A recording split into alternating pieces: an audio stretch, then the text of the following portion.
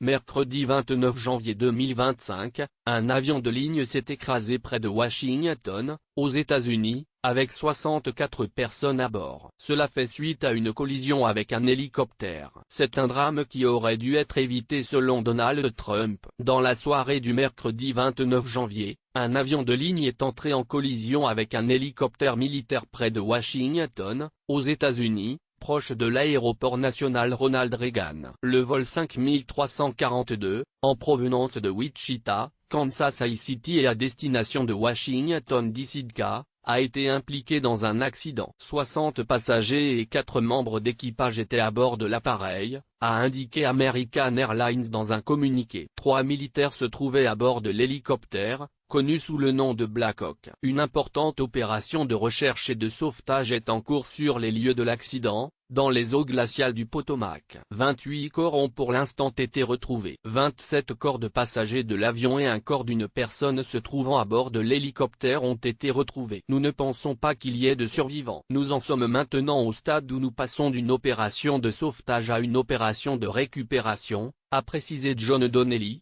le chef des pompiers de Washington, lors d'une conférence de presse. Un bilan qui risque de s'alourdir de vidéos et des photos de l'accident ont été diffusées sur les réseaux sociaux. On aperçoit la collision entre les deux appareils, avant que ceux-ci ne s'écrasent. De nombreux camions de pompiers et voitures de police sont sur place. En effet, des dizaines de gyrophares sont visibles sur les différentes rives du fleuve Potomac. Le chef des pompiers et des services médicaux d'urgence de Washington, John A.